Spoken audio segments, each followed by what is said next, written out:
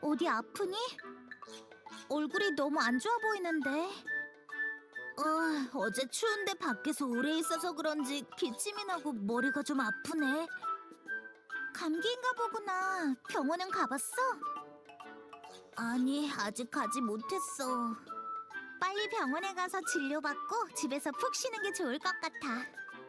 응, 걱정해줘서 고마워. 빨리 병원에 가봐야겠어. 그런데 요즘 독감이 유행이라던데 혹시 독감은 아닐까? 글쎄, 감기와 독감은 어떻게 다르지? 같이 알아보자.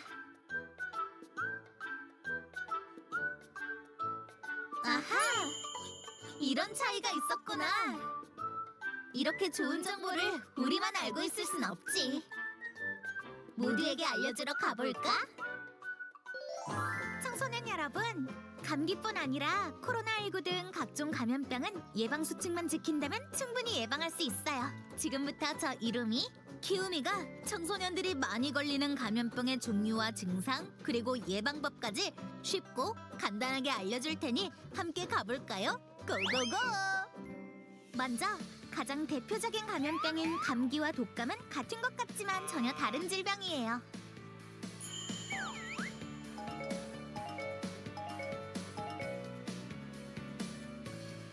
재채기, 콧물, 인후통 등의 증상으로 오는 감기와 달리 독감의 특징은 열이 난다는 건데요. 간혹 독감도 발열 증상 없이 호흡기 증상만을 보이는 경우도 있기 때문에 꼭 병원에 가서 정확한 진단을 받는 것이 좋아요. 백신이 없는 감기와 달리 독감은 예방접종만으로도 70% 이상 예방이 가능해요.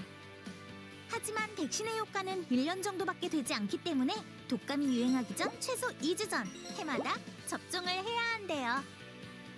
그렇다면 전 세계를 두려움에 떨게 만든 코로나19도 백신으로 예방이 가능한 거야?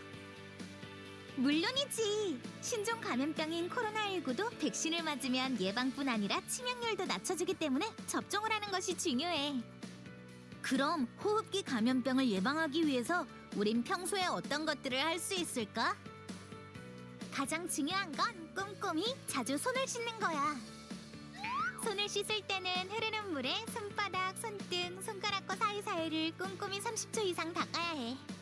그리고 침을 통해 감염되는 경우가 많기 때문에 기침을 할 때도 침이 튀지 않도록 조심해야 하는데 되도록 휴지나 손수건을 이용하고 휴지나 손수건이 없다면 이렇게 옷소매 위쪽으로 입과 코를 가려야 한대.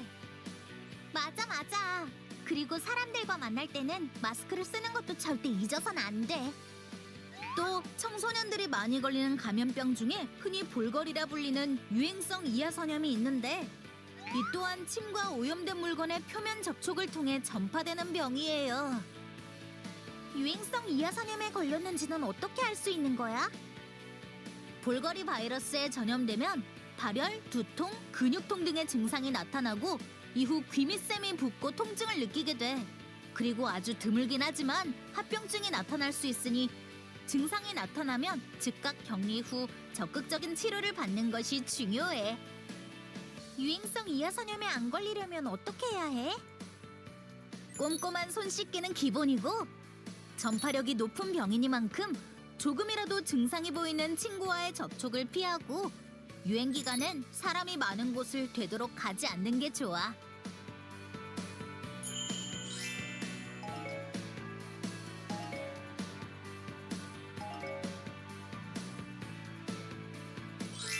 이름이야. 그렇게 닦지 않은 손으로 눈을 비비는 건 위험해. 손에 있던 세균이 눈으로 들어가 결막염에 걸릴 수 있거든. 결막염? 그게 뭐야?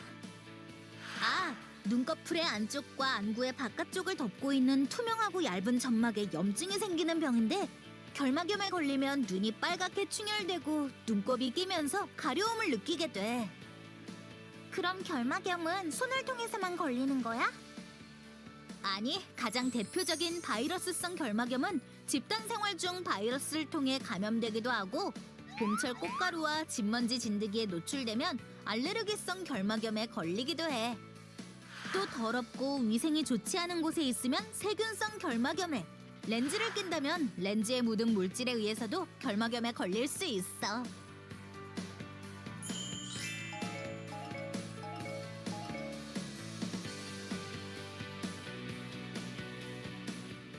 어쩌지 키움이야?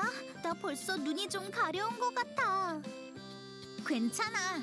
지금부터라도 절대 눈에 손을 대지 말고 병원에 가서 처방받은 안약을 넣으면서 천천히 꾸준히 치료하면 금방 나을 거야.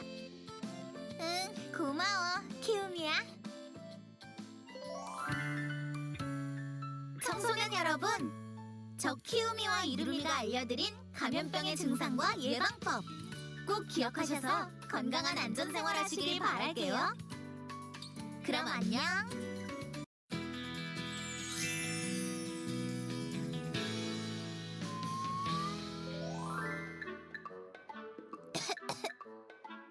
키우미야, 어디 아프니? 얼굴이 너무 안 좋아 보이는데. 어제 추운데 밖에서 오래 있어서 그런지 기침이 나고 머리가 좀 아프네. 감기인가 보구나. 병원은 가봤어?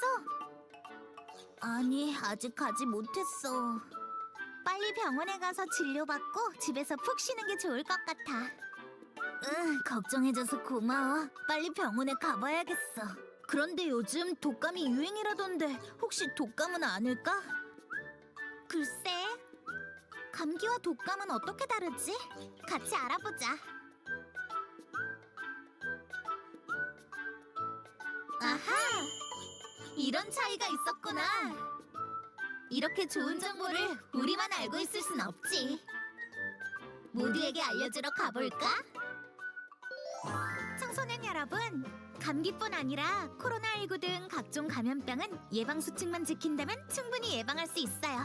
지금부터 저 이루미, 키우미가 청소년들이 많이 걸리는 감염병의 종류와 증상, 그리고 예방법까지 쉽고 간단하게 알려줄 테니 함께 가볼까요? 고고고! 먼저 가장 대표적인 감염병인 감기와 독감은 같은 것 같지만 전혀 다른 질병이에요.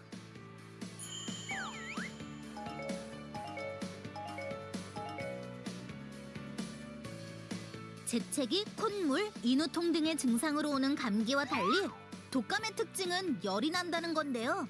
간혹 독감도 발열 증상 없이 호흡기 증상만을 보이는 경우도 있기 때문에 꼭 병원에 가서 정확한 진단을 받는 것이 좋아요.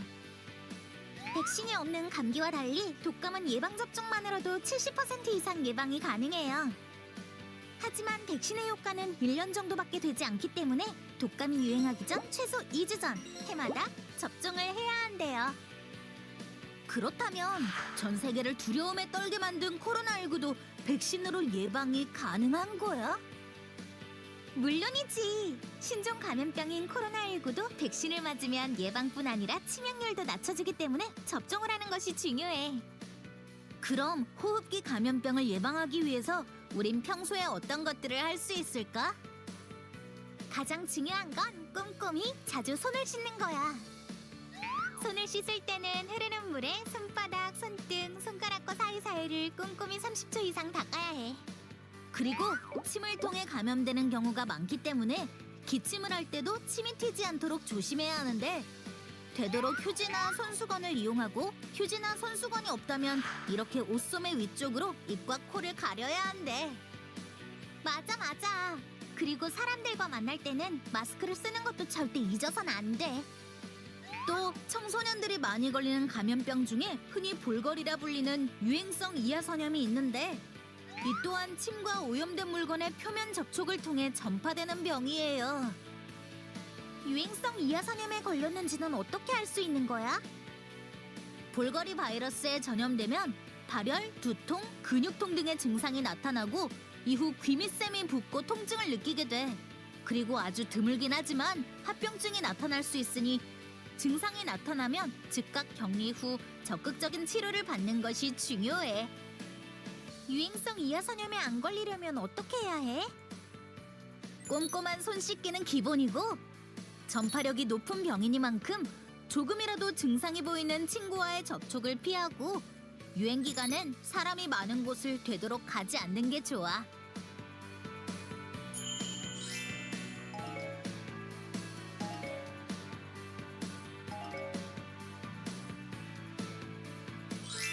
이루미야.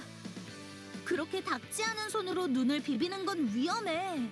손에 있던 세균이 눈으로 들어가 결막염에 걸릴 수 있거든. 결막염? 그게 뭐야? 아, 눈꺼풀의 안쪽과 안구의 바깥쪽을 덮고 있는 투명하고 얇은 점막에 염증이 생기는 병인데 결막염에 걸리면 눈이 빨갛게 충혈되고 눈곱이 끼면서 가려움을 느끼게 돼. 그럼 결막염은 손을 통해서만 걸리는 거야? 아니, 가장 대표적인 바이러스성 결막염은 집단 생활 중 바이러스를 통해 감염되기도 하고 봄철 꽃가루와 진먼지 진드기에 노출되면 알레르기성 결막염에 걸리기도 해.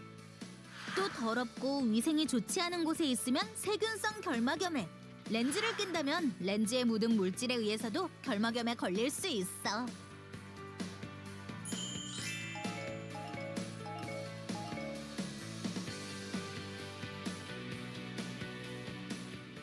어쩌지 키움이야?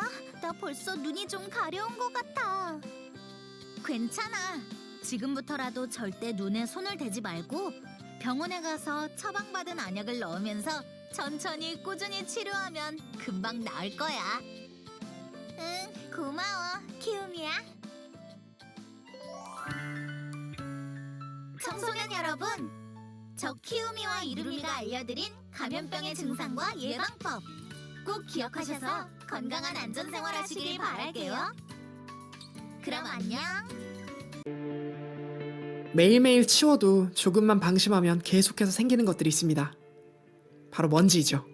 정의에 따르면 먼지는 50 마이크로미터보다 더 작은 물질을 의미하는데 이것들은 섬유로부터, 죽은 피부로부터 또는 집 밖에 부유하는 흙과 모래 등 다양한 원인으로부터 발생하게 됩니다. 상식적으로 잘 알고 있듯 이러한 먼지들은 호흡기를 통해 폐로 들어오게 되면 다양한 문제를 일으킬 수 있는 골칫거리이기 때문에 아주 자연스럽게 이런 것들에 하루 종일 둘러싸여 있는 우리의 몸은 이러한 먼지들을 방어하기 위해서 점막이나 털 등을 이용합니다. 그러나 이들의 방어 체계에도 불구하고 우리의 건강을 위협하는 존재들이 있습니다. 애초부터 이러한 방어가 무용지물인 크기, 그러니까 먼지보다도 훨씬 작은 약 10마이크로미터보다도 더 작은 존재들이 바로 그런 것들이죠. 이러한 존재들을 우리는 미세먼지라고 부릅니다. 이들이 얼마나 미세하냐면 일반적인 사람의 머리카락이 약 75에서 50 마이크로미터 정도라면 이 미세먼지는 이 머리카락의 두께 속에 일렬로 5개에서 7개나 들어갈 수 있고 이보다 더 작다고 여겨지는 초미세먼지는 이 미세먼지 사이에 4개에서 5개 정도 더 들어갈 수 있습니다. 일단은 미세먼지 정의 자체는 크기로 시작합니다. 크기요? 지름. 네. 지름을 생각합니다. 왜 그러냐면 크기에 따라서 체내에 어디까지 침투될 수 있느냐 다 달라지기 때문에 그렇습니다. 그렇군요. 통상적으로 미세먼지라고 얘기하고 있지만 네. 우리는 그 초미세먼지를 관리를 하고 있고 뭐 자연스럽게 미세먼지도 같이 관리되지만 네. 초미세먼지를 관리하고 있고 사람들도 이제 초미세먼지 농도를 더 관심 있어 하시죠. 그렇군요. 예, 먼지와 마찬가지로 지표면에서 풍화에 의해 발생하는 광물들 중 아주 작은 크기의 입자로 발생되는 경우도 있으나 특이하게 이 미세먼지들은 대기 오염 물질들, 그러니까 주로 석탄과 석유 등을 연소할 때 발생하는 황산염과 질산염 덩어리들 또는 탄소 뭉치에서 다량 발생하기도 하는 녀석들이죠. 문제는 이 미세먼지가 너무나도 작아서 앞서 이야기했던 그 방어 체계가 제대로 작용하지 못한다는 것입니다. 그 미세먼지의 위해성에 대해서는 2013년에 이제 WHO 산하 국제암연구소에서 일군 발암물질로 지정을 했습니다. 그래서 그렇군요. 예, 그래서 여러 이제 신체 기관에 영향을 미치고 사실 이 부분에 대해서는 지금도 계속 연구가 되고 있습니다. 그래서 기본적으로는 들어오게 되는 호흡기계 의 문제를 일으킬 수 있다는 부분. 체내에 들어와서 이제 미세먼지가 돌아다니게 되면 그 심위혈관계까지도 영향을 미칠 수 있다라는 부분들이 과학적으로 좀 알려져 있고요. OECD에서도 이제 연간 대기 오염으로 인해서 기대 수명보다 빨리 사망에 이르게 되는 조기 사망자 수가 700만 명에 이른다. 700만 명이요? 예, 전 세계적으로 그렇게 얘기를. 진폐증이라는 질병이 있습니다. 이는 과거 탄광에서 일하던 인부가 지속적으로 탄광 속에서 발생하는 수많은 미세먼지 때문에 이 미세먼지가 장기간 누적적으로 폐에 쌓여 점점 호흡을 곤란하게 만들어서 사망에 이르게 만들었던 치명적인 질환이죠. 이것은 극단적인 사례이지만 도심 속에 발생한 미세먼지 또한 아주 오랜 기간 지속적으로 체내에 쌓여 우리의 몸을 서서히 위협해 갈 수 있습니다. 일단 미세먼지가 우리 몸으로 침투하면 우리의 몸은 미세먼지를 제거하기 위한 노력으로 염증 반응을 일으키게 되는데 이 염증 반응이 기도나 폐, 그리고 심혈관, 뇌 등 우리 몸의 각 기관에 누적적으로 발생하게 되면 이때 파생되는 질환인 천식이나 호흡기 질환, 그리고 심혈관계의 질환을 유발을 시킬 수 있습니다. 심지어 WHO 세계보건기구는 2013년 이 미세먼지를 1군 발암물질로 지정하기도 했습니다. 이해를 돕기 위해 1군 발암물질의 준거에 관해 들여다보자면 통상 인간에게서 암을 유발할 수 있는 충분한 근거가 있고 이것이 과학적으로 확인된 물질들이라는 것으로 확인해 볼 수 있습니다. 2014년 한 해 동안 이 미세먼지에 의해 기대 수명보다 일찍 사망하는 사람이 700만 명에 이른다는 발표 또한 존재하니 이 미세먼지가 얼마나 위험하고 또 꼭 해결해야만 하는 골칫거리인지를 알 수 있는 대목이라고 할 수 있겠네요. 그렇다면 이 미세먼지가 대체 왜 우리가 살고 있는 도심 속에 계속해서 표류하면서 이 대기의 질을 떨어뜨리는 걸까요? 탄광이나 밀폐 공간 속에서 발생한 미세먼지는 뭐 그렇다 쳐도 탁 트인 실외라면 공기 중을 부여하는 입자들이 확산에 의해 전부 대기 중으로 퍼지게 되어 그 효과가 아주 미미해져야 할 텐데 말이죠. 그 이유는 바로 보이지 않는 공기를 가두는 장막, 기온 역전 현상에 있습니다. 일반적으로 공기는 따뜻할수록 밀도가 낮아집니다. 이렇게 되면 부력에 의해 뜨거워진 공기는 점점 위로 상승하고 상대적으로 차가운 공기는 역으로 아래로 가라앉게 되죠. 이렇게 될 수 있는 건 고도가 높아질수록 기온이 낮아지기 때문입니다. 우리의 상식으로는 태양이랑 가까운 위쪽 공기가 지면과 가까운 아래쪽 공기보다 더 뜨거울 것 같은데 기묘하죠?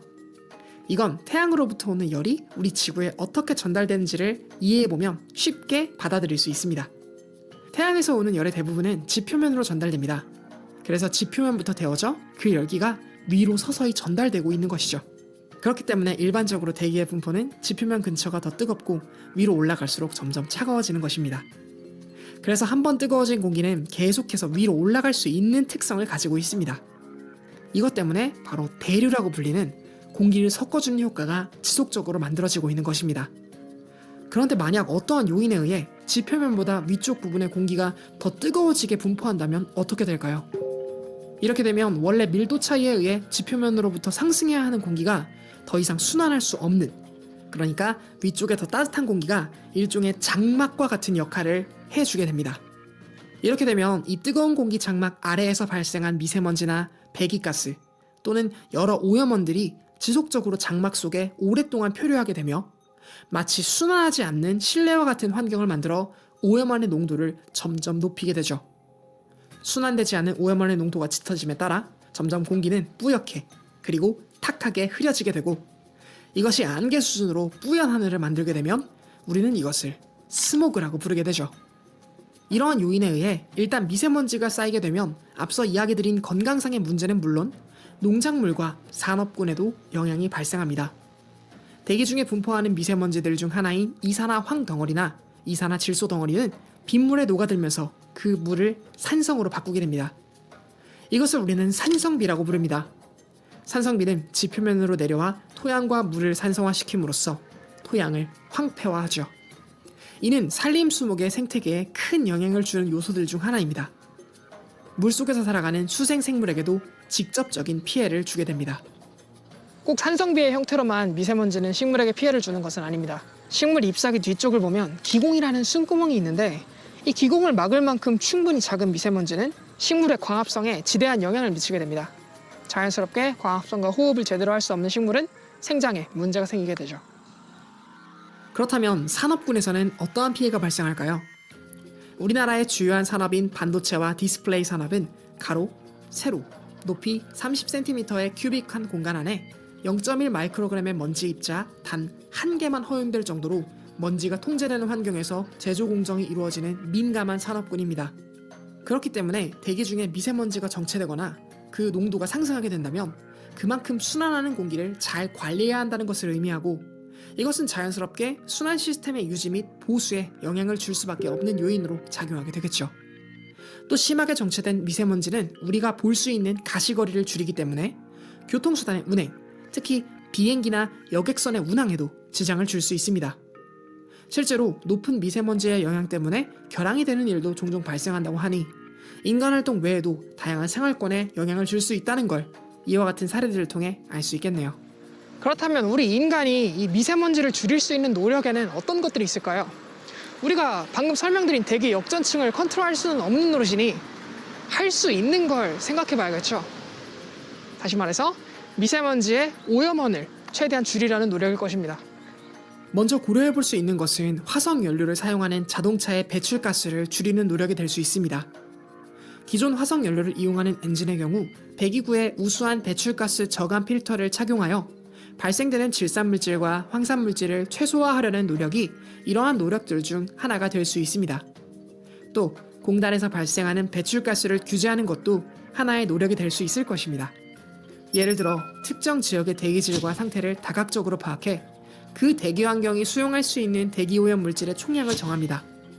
이후 그 지역에 위치한 공장들에게 배출 허용량을 나눠줌으로써 할당받은 양보다 더 배출하지 못하도록 규제하는 방식이 바로 그것이죠.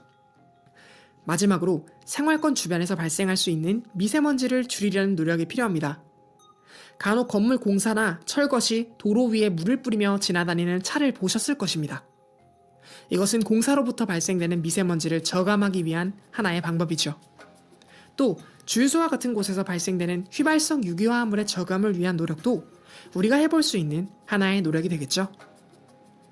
과거부터 지속되어 오던 대기 환경에 관한 연구, 이것은 결국 미세먼지가 우리의 생활권뿐만 아니라 생명과도 직결될 수 있는 아주 주요한 사안임을 2013년 WHO 세계보건기구의 발표 이전에도 우리는 계속 들여다보고 연구하고 관리하고 해결할 수 있는지에 대한 지속적인 노력을 하고 있었습니다.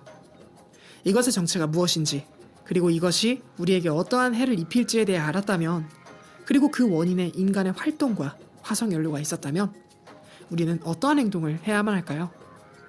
이제는 우리가 할 수 있는 것에 집중하고 또 할 수 있는 노력을 해야 할 시기가 도래한 것일지도 모르겠습니다. 이것은 비단 개인만의 노력으로는 이루어지지 않을지도 모릅니다. 다양한 영역의 구성원들의 마음이 모여 이것에 대한 더 많은 관심과 노력들이 변화의 시작이 될 수 있을 것입니다. 그리고 그러한 변화가 우리가 앞으로 숨쉬고 살아가야 할 이 하늘을 조금씩 변화시키는 힘이 되어주지 않을까요? 과학 후키였습니다. 감사합니다.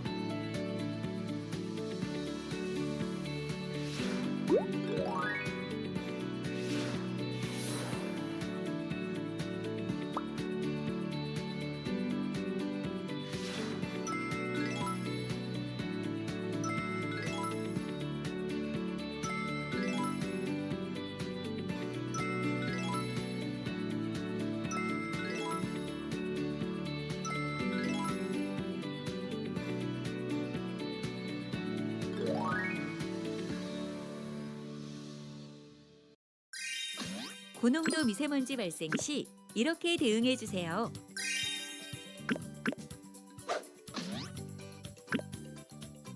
먼저 에어코리아 홈페이지 또는 우리 동네 대기질 애플리케이션으로 미세먼지 농도를 확인하세요.